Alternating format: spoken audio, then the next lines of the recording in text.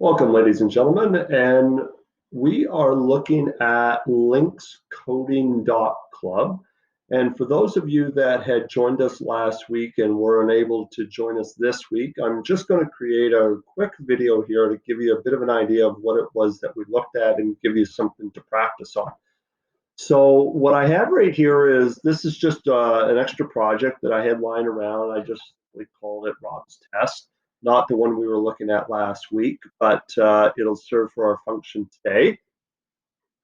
So you'll notice, first of all, I've got a couple objects here, set shape. I've got my school over here, put my command in because I pulled it out of my clip art, and it's 46. So I set my set shape 46.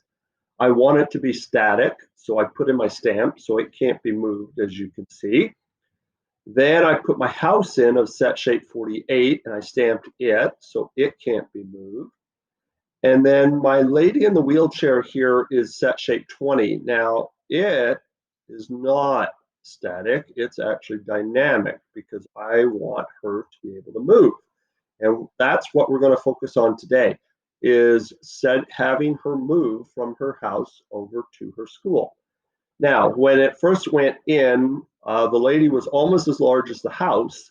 So I had to put an extra line of code in, set size 20 to get her down to the size where she's the same size as the door. I think that one's a little more standard. So we're going to jump over to lesson 2 out of our Story Coder's Guide version 3 that Lynx Coding provided us. And the first thing they say is, in our command center, let's type forward 100. So we're going to do that. Let's type in forward 100. And in this particular case, this worked because she was already pointed in that left-hand direction. Now, when I first did this, she actually went up in the air. And so when she went up in the air, I actually had to put in a left 90 so that she was no longer pointing that way. She was now pointing that way. Actually, I guess it was a right 90 that I did. So representing the 90 degrees that I needed her to turn the direction that she was pointing. So I see in this particular case, my movement is correct. I've got her moving from the house toward the school. So I know that's set up. If she was not going in that correct direction, I could change these things in terms of changing the degree that she's facing, where I'm going to use right 80, 90. I could go left 80 or 90 and so on. I could also use the short form where I'm just using RT, FD for forward, RT for right, BK for back, LT for left, followed by the number. If we take a look here, if I put in, for example, oh, she went 100 again. Let's go left 180. I type that in, nothing happens, but now if I go forward 200, she goes right back to the same spot again because I turned her around, had her facing that way, and now she went back to 200. So I know that I've got my commands correct. If, just to give you an example as well, if I was to do up 200, not up, I have to do, let me think here, I've got to do right,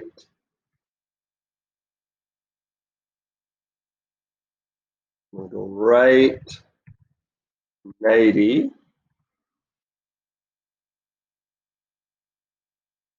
get it turned around, and now I'm going to go forward 100. And you can see I have her going up in the air.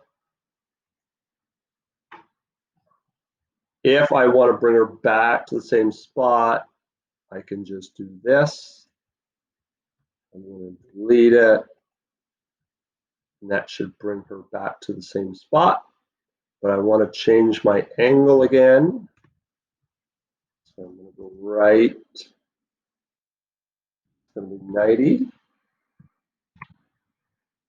And we're going to check to make sure she's going in the right spot. No, I don't have that right. So let's take that out.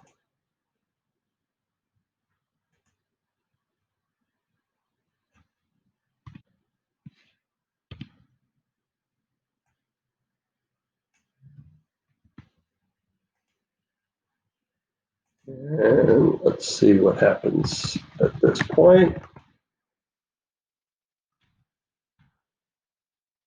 No, I've got a Turner still.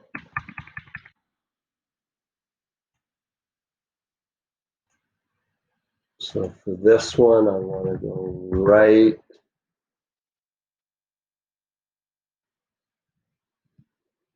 And forward 100. Let's see if we got her. Okay. Let's go right 180. Forward 100. And that should bring her back to the same spot. Okay, so I think we're set up in this case. And now we're going to move on to our next line, where it shows us how to do a repeat pattern. So in this particular case, if I wanted to move, if I'm doing the same command on several occasions, I can put in this line of command here. So I'm going to have repeat 50, forward one spot, and then wait a tenth of a second. So if I was to do a little bit of a test here, let's do repeat 50 times. And I'm going to use that, oh, wrong bracket. And I'm going to go FD, let's go FD1. And I'm going to wait one. I'm going to put my bracket in. And you can see that she is slowly moving along. You'll notice my dot down at the bottom just disappeared. That means that the movement has stopped. So if I wanted to go from there all the way over to the school, let's take, what I'll do is I'm going to take that line out, bring her back to the same spot.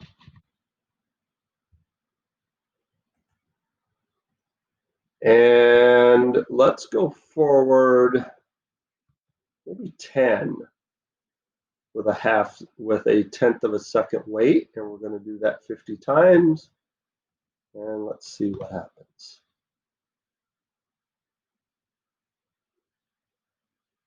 Oh, I just missed. So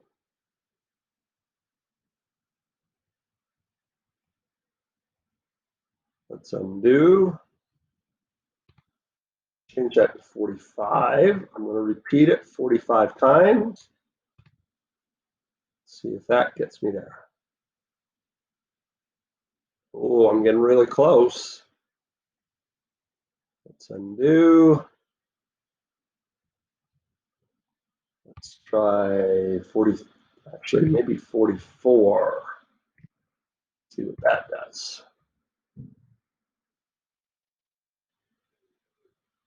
No, apparently not. We're going to go 43 then.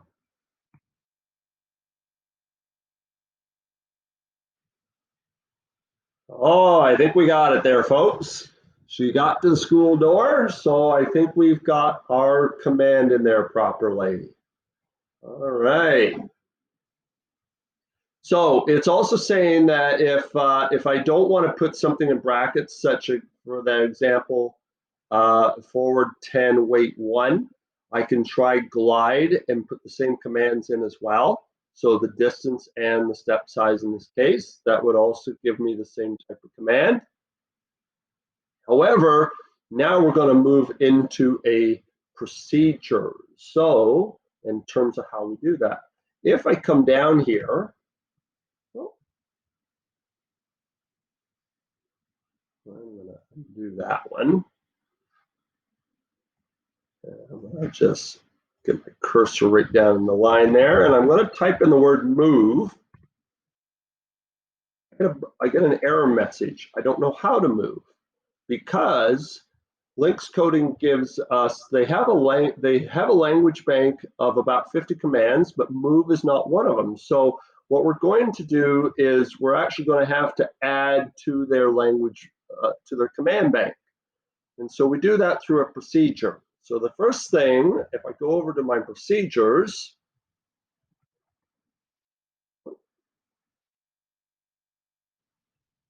I'm going to type in to move. I go to my next line of code, and I think, if I remember correctly, we're going to put in, let's put in glide, and we're going to put in that 301. Glide 301. And then I have to put end and hit enter so that it knows that that procedure has now finished. And so if I come here, now I'm going to hit move, and you see that it moves it for me.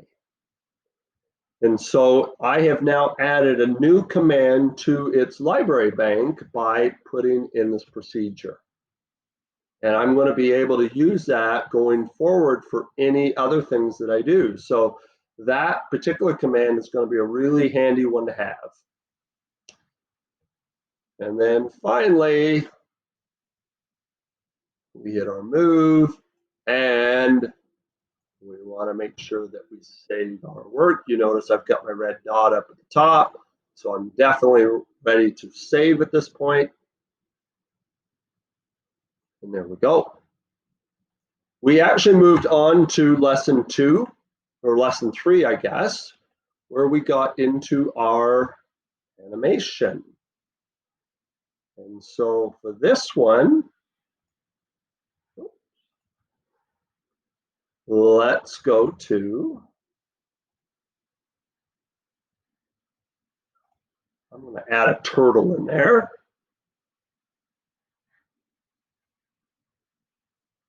And we're going to put him down there just to give us a bit of an example here.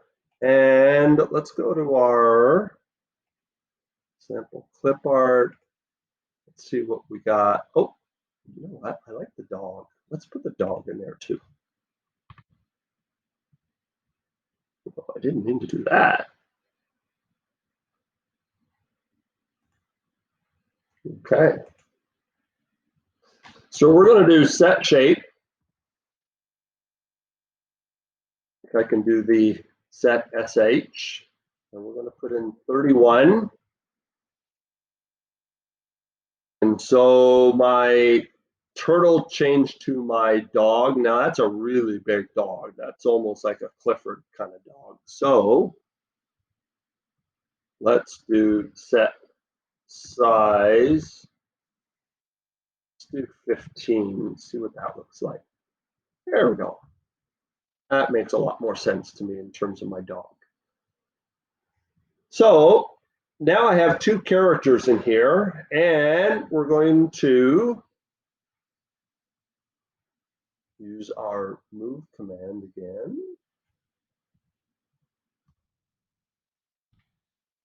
You can see in this particular case, I lost my dog. But you can see that the move command right now is working just for this particular icon. We're going to figure out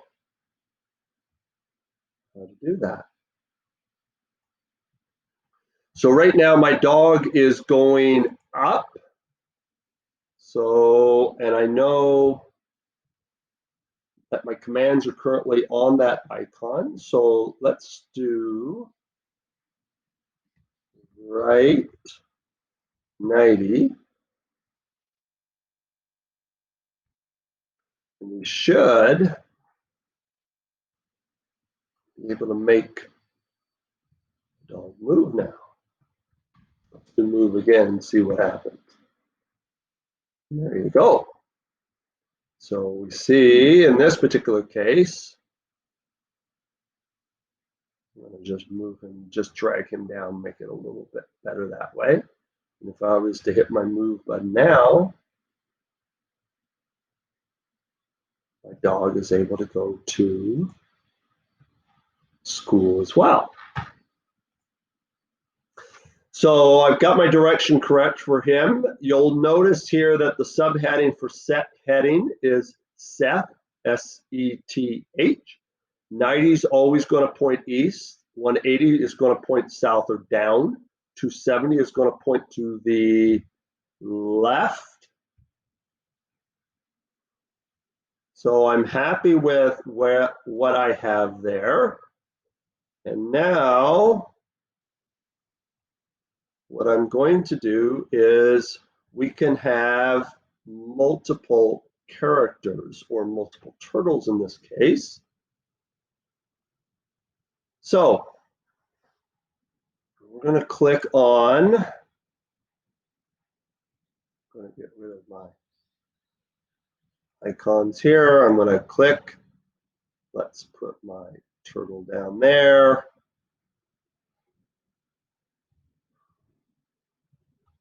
Oops. And I think I want to, let's change Seth 90. I think I want to get my turtle. There we go. So my turtle's pointing in the right direction as well. And let's see if we can figure out how to get everyone to move. So in this particular case, the way I can get all of them to move is I'm going to type in everyone in the command center, and I'm going to use my move command that I already have. So let's put in everyone. And I think I've got to use my brackets for that one. Yes, I do. I'm going to type in move in my other bracket, and let's see what happens. There goes the lady, there goes the dog, and there goes the turtle. And so that works. That makes everybody move in this particular case using the glide formation that I have up here at the top. So let's do this. I'm going to get all these folks kind of position here. And if I do that,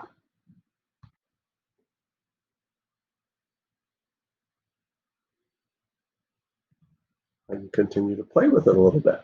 So that gives you an idea of how we can make all of them move.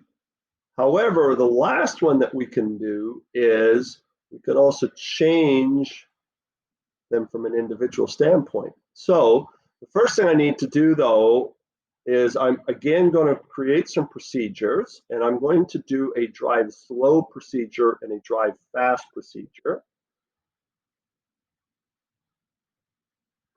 But to do that, I have to know the name. So I click on the icon. My lady is T1. That's going to be really important to know. My turtle is T3, and my dog is T2. So that makes sense to me.